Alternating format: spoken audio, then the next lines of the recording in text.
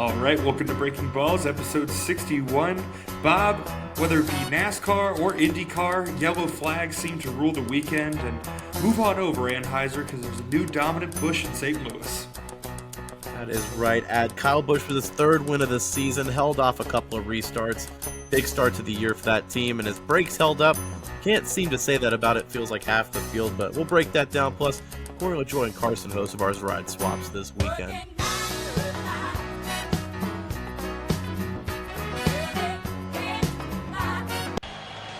Gentlemen, start your engines, brothers! All right, everybody. Episode 61 of the Breaking Balls podcast. Fresh out of East St. Louis, Illinois. They'll call it Gateway Motor Speedway, the gateway to the West at all. The door basically to your backyard out there in California. But it's a 3G kind of night. Kyle Busch with his third win of the season. You know, at Gateway Motor Speedway, it's actually kind of important that we had what is widely known as a gateway drug on the winning car. So whether it be the gateway to the West or the gateway to a life of crippling addiction, it's completely up to you. But let's not bury the lead here, Bob. Kyle Busch sits on the pole, sits on top of the entire field today as the winner. I mean, it seemed like there just wasn't too many challengers to Kyle Busch's throne today. It seemed like he was pretty dominant from start to finish. What did you think, Bob? Yeah, it definitely felt like it was one of those more straightforward races where the best car ended up winning today. Refreshing that, in NASCAR, it feels like a lot of times we don't get to say that. So the last few weeks, it is kind of nice to, Blaney last week, Kyle Busch this week, two very deserving winners here. Had a couple of, restarts there where, could have been chaotic here, but it felt like today, outside of Kyle Busch, maybe Ryan Blaney was the only other guy that might have been able to match his speed up at the front. I know Kyle Larson, was there at the end there, but it kind of felt like he was holding on just for position there with the tires the way they were, and the way the cycle ended up shifting out. Great day for the 5 team ended up, but I don't think anyone's shocked that 8 team ended up getting by him, and it felt like once he cleared him on that last restart, it was over.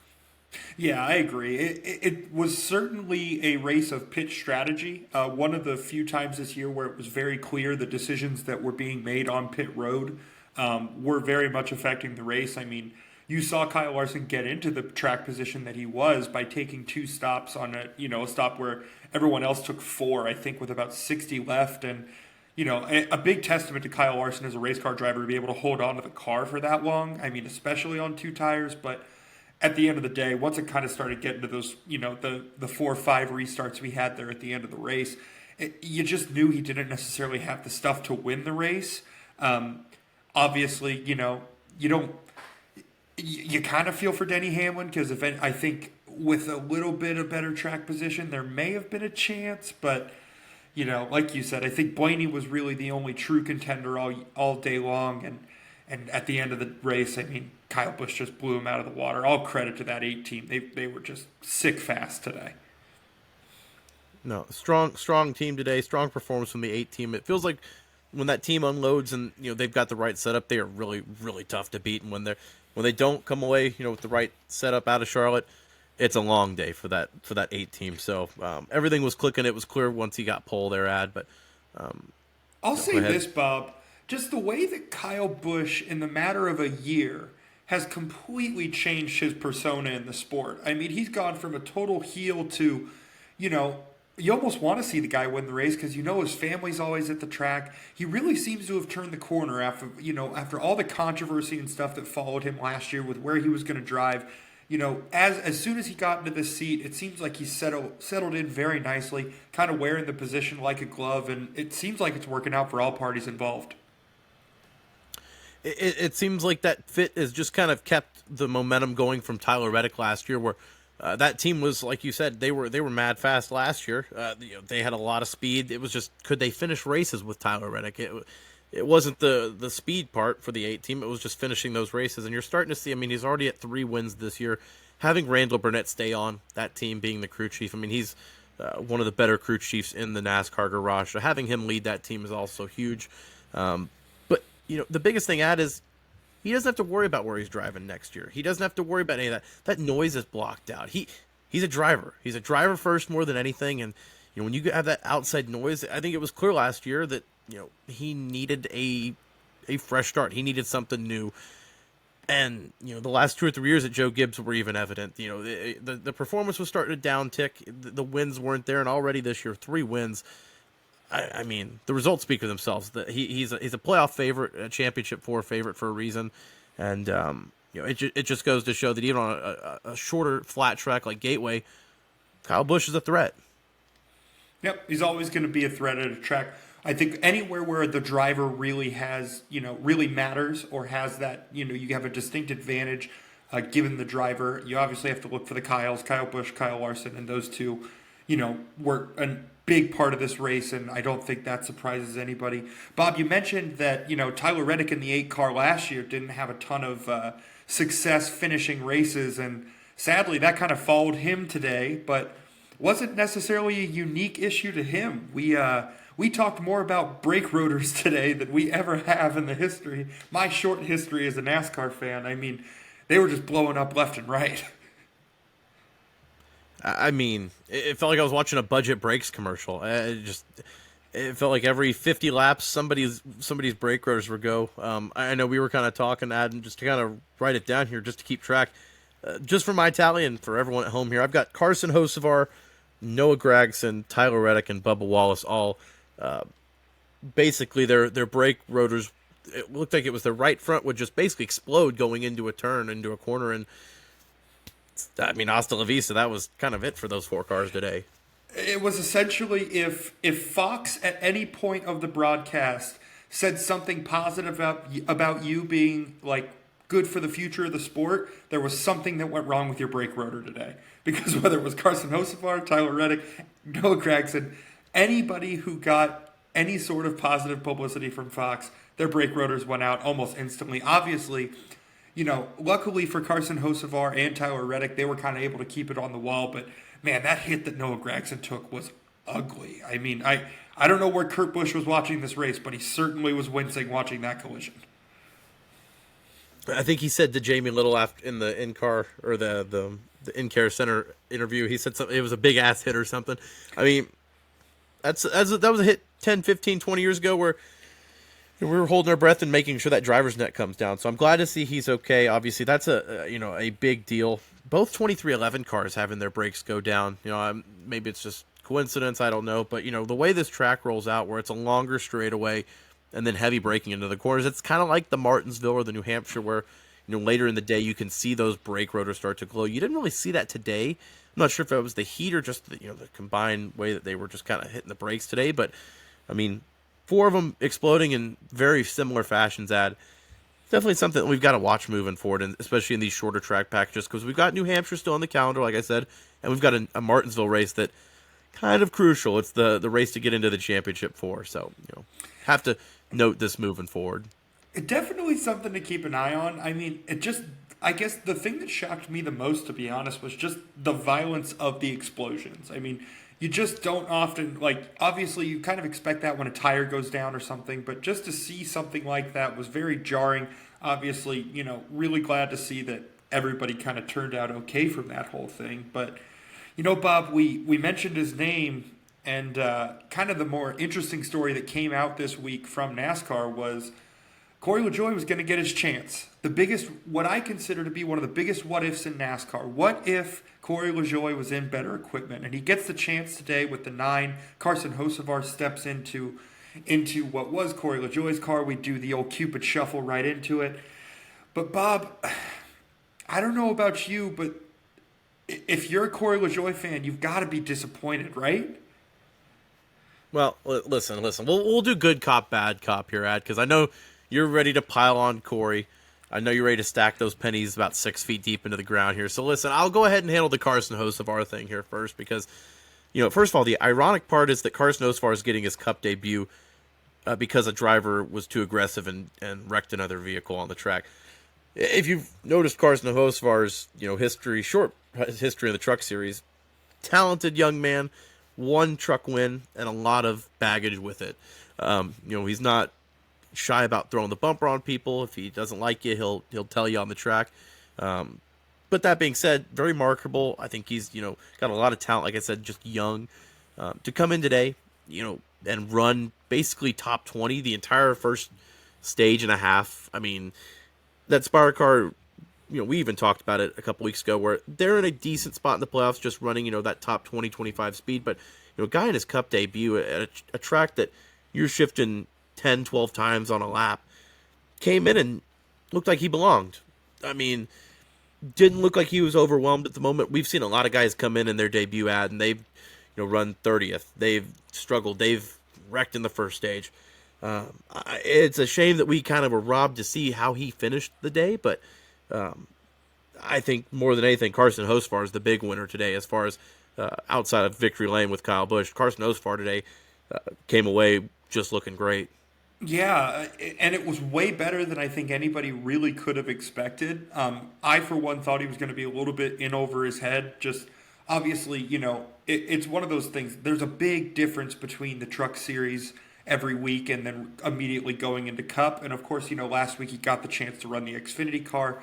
But then again, that's completely different and kind of goes, he's more acquainted with it because of his background and stuff like that. But just like you said, kind of robbed, obviously, something he can't control with that brake rotor exploding. Just would have loved to see what that finish was. But, Bob, here's what I'll say about Corey Lajoie, because obviously you can't put a bow on it any other way. This was literally one of the worst case scenarios for him, to not only go out in better equipment, but then to get outrun by the equipment that you're currently in. I mean, obviously, if anybody's excited that Carson Hocevar didn't get a finish in the race, it has to be Corey Lajoie, because then there's at least that plausible deniability that you wouldn't have got outrun. But, I mean, it's just a tough look. I mean, this was the opportunity that you've been begging for, and you go out and you just kind of lay an egg. I obviously, it's really hard because it's such a small sample size, and that 9 car hasn't necessarily been running awesome this year. Whether that be just, some of the turmoil that surrounded Chase Elliott's year with the broken leg and then now the suspension, or what exactly it is, I'm not sure. But I, for one, would have liked to have seen a little bit more out of Corey Lajoie in this opportunity, especially because it seems like at any given time there's someone in NASCAR talking about what it would be like if Corey Lajoie had a better equipment, had a better ride, and this small sample size kind of showed me it wouldn't do anything, which is sad. It's a shame the way it went down, just because, he is running in the top 20, 21st, 22nd. I'd have to see how it shuffled up after tonight in point standings. I mean, he's doing great in the Spire car today, or this season leading up to today. And, obviously didn't take the opportunity. That said, it's not like this 9 team has really been running strong. I mean, you could go back to last fall even. I don't know if it's the 9 team, if it's a little bit of Corey Lajoie. I really don't know here. And I don't want to just go ahead and trash him completely because, it's so different, the circumstances and the track and everything here. They didn't even have SMT data halfway through the race from that point on. And then it's just Alan Gustafson on the box. And, I mean, good luck with that. Good luck when you've got Alan Gustafson calling the calls and there's nobody in Charlotte to back him up there. So it's tough. I'm not really sure what to make of it there, Ad. But like you said, it's definitely not a good scenario because the people that are always saying, well, what if Corey Lajoie was in a top ride?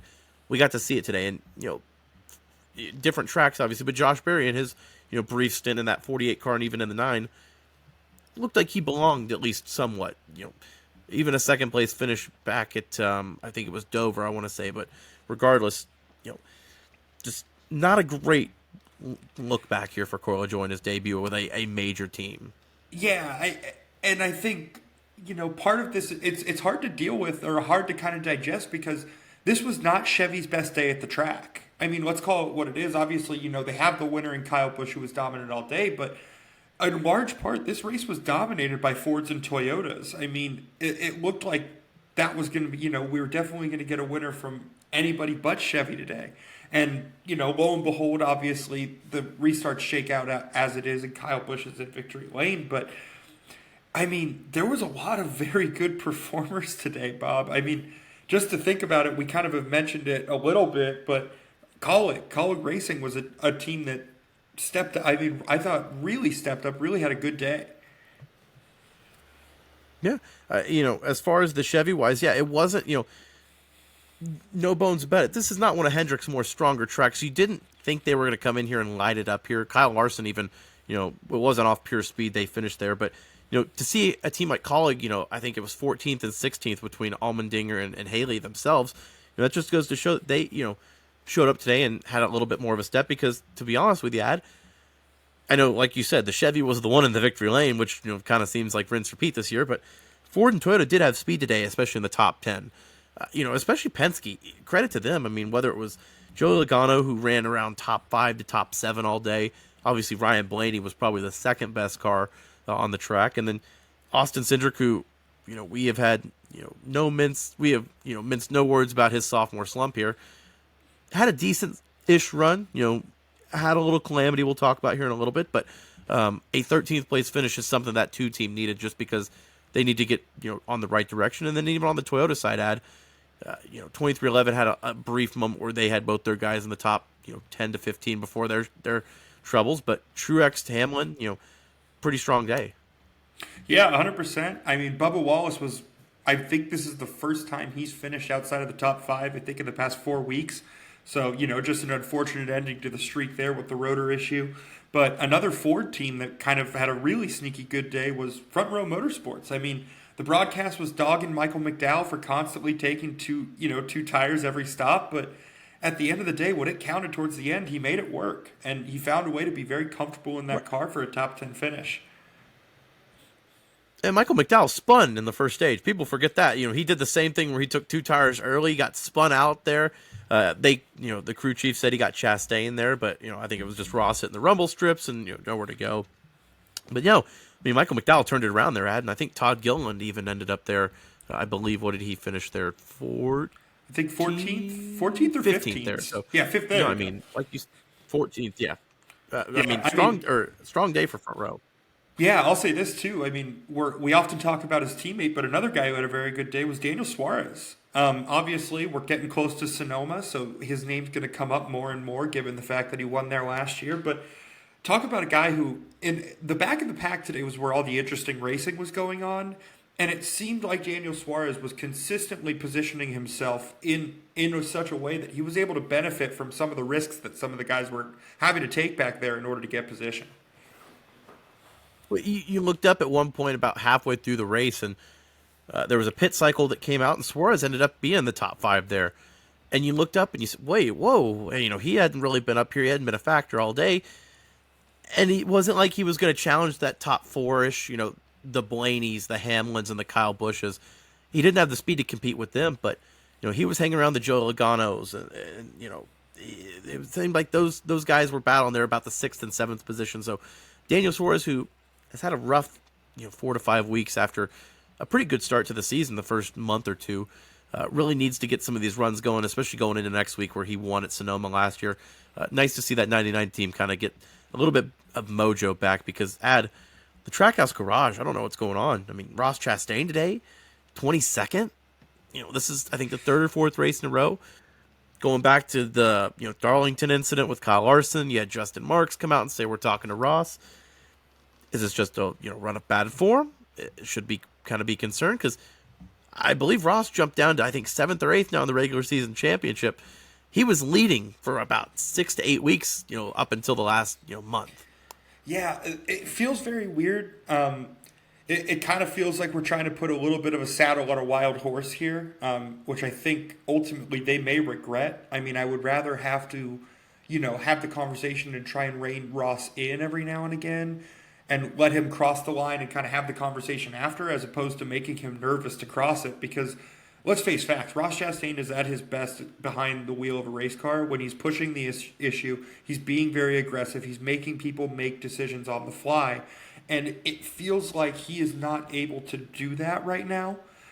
Feels like he's definitely in his own head, trying to be maybe even a little too respectful for even just his style. I mean, at the end of the day, you have to stick with what got you there. You have to, show up. You show up with the date that you brought to the dance, and Ross's date is being an aggressive driver. And I think the further he gets away from that, the further he'll be from being successful. It's a shame to say, but he's got to drive like that to be in the top echelon of this sport.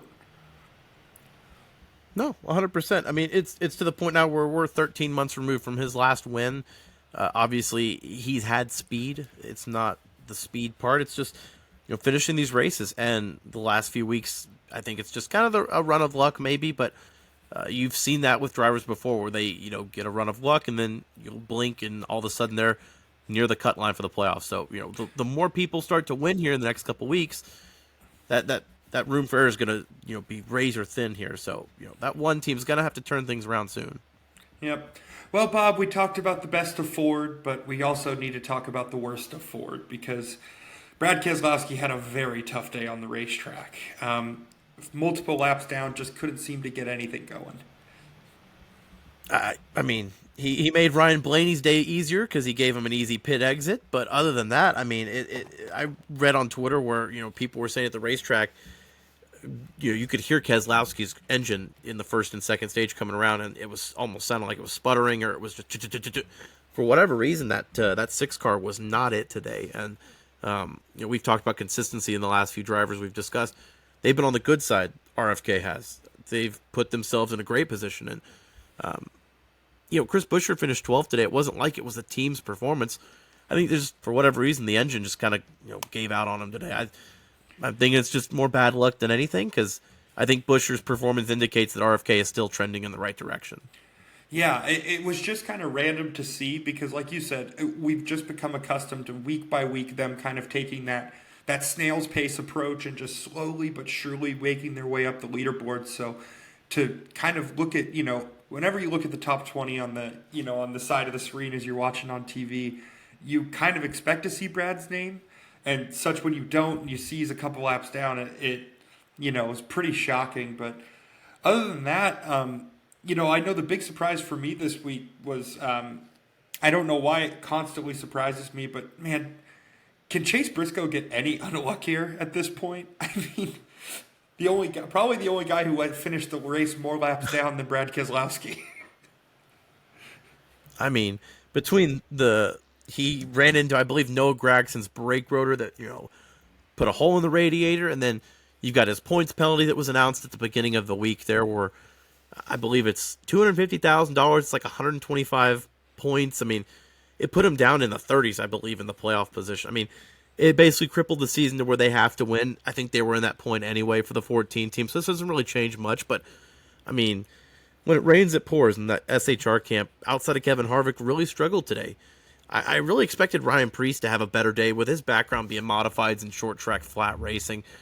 This track really does kind of key into him a little bit better. I mean, you go back to that Coliseum performance in LA ad, Ryan Preece was kind of that guy that stole the show and had a chance to kind of steal the dark horse win there, but ultimately kind of sputtered out there toward the end. This is a similar track and style, and it just was not there for the 41 team, obviously the 14 team, and Eric Almirola just not there either. So unlucky for Kevin Harvick to kind of lead the way there. But there's one guy I got to mention as well that was unlucky today, Ricky Stenhouse.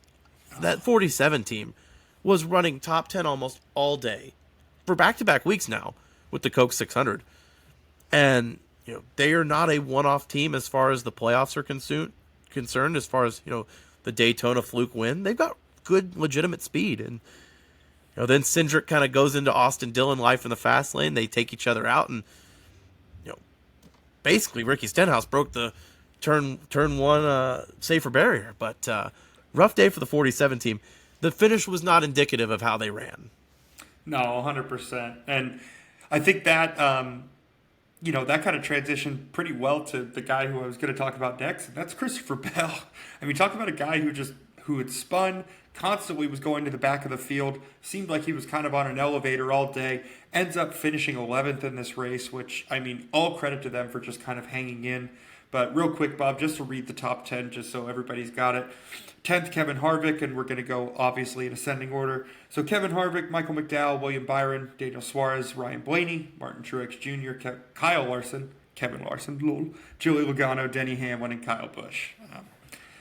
Anybody in that list surprise you or shock you after watching this race today? Not necessarily. I will mention that Martin Truex did take tires around like the 20 laps to go mark when one of those cautions came out.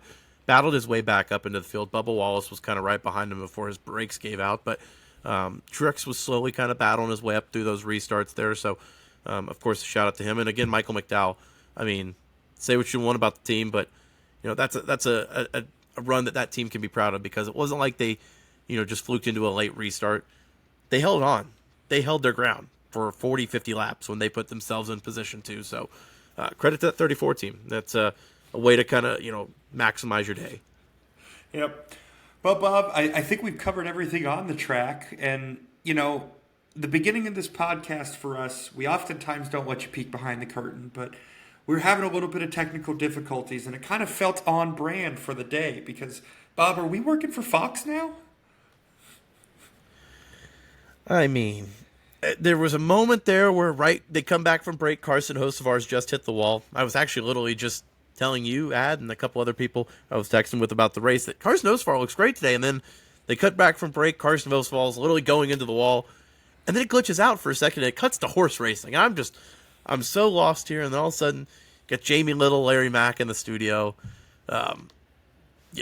Apparently there was some kind of issue with AT&T Fiber was what the track manager said, but basically Fox went down, MRN, the radio broadcast went down, the entire Wi-Fi went down, so like all the teams couldn't communicate with their teams back in Charlotte, and there was the track TVs went down too. So I mean, it was literally like an EMP had hit St. Louis, which I mean could just be St. Louis, just somebody didn't pay the power bill, but I'm beginning to blame AT&T Fiber for this one.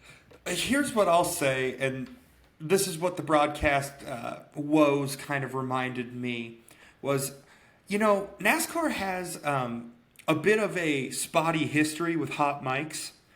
Maybe, just maybe, we should make sure that Mike Joy, of all people, and Kyle Larson understand when they are on a hot mic and when they are not, because there was too many times where we came dangerously close to something maybe slipping out. And I don't know, Bob, every single time, it seemed like every single time we came back from a commercial break, we were getting a hot mic of some sort, and I was just waiting for something bad to happen. It's also interesting just because you've got the issues going on today. Back in, I want to say it was like 2020, maybe 2021, the truck race that was at Gateway. It was a night race on a Friday or Saturday night, and they had the entire transformer blow outside the track to where the power went out.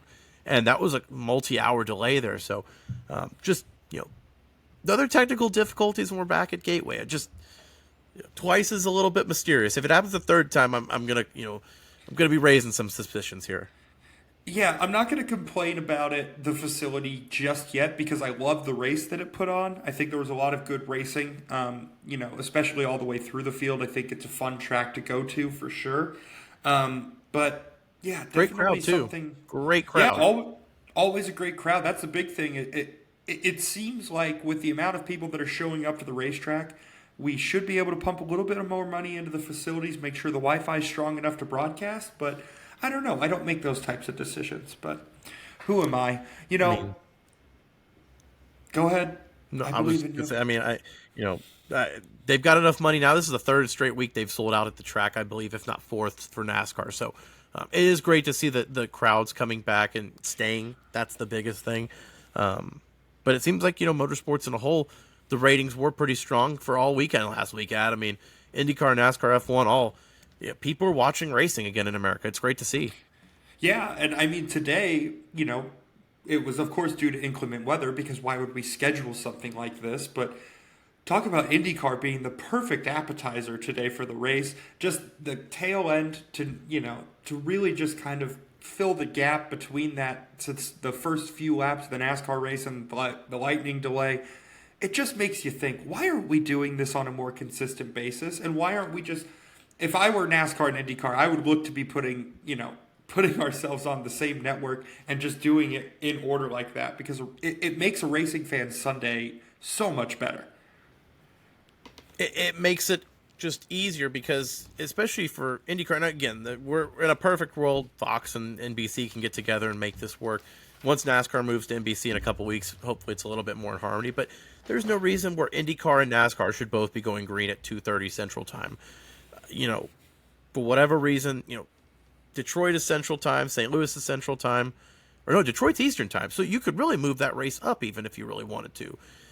But it really hurts IndyCar more than anyone because people like us who aren't maybe necessarily diehard IndyCar fans but love racing, we're going to watch if it's on. But if it's on when NASCAR's on, we're going to pick NASCAR. So it worked out great. It was just like last weekend with Memorial Day where you have F1 in the morning, you have IndyCar your midday, and then NASCAR with basically a 6-hour marathon at night, it feels like. But maybe we'll cut the hours down a little bit on NASCAR. I know it was only a 300-mile race, but kind of filled the broadcast window fully like last week. And, again, I'm just glad that you kind of can watch it all because it's all so different. But, the IndyCar racing has been really good this year. Yeah, it was a ton of fun. Obviously, I think both races just had an abundance of cautions, which, fun to watch the restarts, but just kind of makes it choppy to watch. And obviously, they always go to commercial or at the very least side by side. So not awesome for the at-home experience, but I think the more coordination we can get between Indy and NASCAR, the better off our lives as racing fans get. So I did kind of think watching this because this was the Detroit street course. This is the first time they'd run that course at. I was just watching this thinking, this is going to be NASCAR in a few weeks with the Chicago street course. NASCAR's never really done anything like this recently. It could go well, could be a calamity, but with those street courses, there's really no room for error. There's nowhere to go. And what I'll say is the most interesting thing that I saw from the IndyCar was just the way that pit road was set up with the two-sided pits. It was one of those things that different. You didn't realize how weird it was going to be until you saw it in action and saw guys going left and right and all sorts of ways into pit lane. So that was kind of an odd but that being said, they made it work. They made it work. Yeah. I don't know how. I thought it was going to end in so much more chaos than it did. Yeah. NASCAR's pit road was more dangerous than St. Louis. Yeah, let's face facts. There was one injury on pit road, and it wasn't on the dual pit road that IndyCar had. It was at this long, narrow pit road that we've got at St. Louis, and obviously, prayers out for the guy who was injured. We still really don't even have a ton of details as to how it happened or what happened. The two crew members may have run into each other from the 43 team. The Jackman may have run into. I'm not really even sure. There's no video or nothing that we've seen, and they're really kind of being tight-lipped about it. But, just a very strange, mysterious situation all around there. Yeah, it definitely kind of, obviously anytime you see an ambulance come onto the track, it's a little bit alarming. But to not even have an understanding of how it happened and it just, it was very weird, kind of eerie as a fan to watch it. So obviously, in our thoughts and prayers, hope he gets well soon. Other than that, Bob, anything else that we need to talk about for this weekend of racing? I've got two more things, and one of them is real quick. You didn't catch the F1 race this morning? Didn't wake up for that? I don't. I think I did it. I think deep down in your heart, I did it. Well, let me tell you, you didn't miss much. It was a. Let me guess. Did a Red Bull car win? It was at Max Verstappen. Believe it or not, Red Bull is, I believe, 7 for 7 on the year now. Max Verstappen with his 5th win, I believe. That's crazy. Listen, it's a great lead up. It's entertaining. The broadcast is well done, but man, the on track is just not it this year. And it's not anything. There's no real pit strategy. It's one pit strategy, and maybe at the end when everyone goes for fastest lap, everyone will pit again. But other than that, it's just. I'm not going to watch 15th place. I'm not going to watch Hulkenberg versus Zhou for 14th.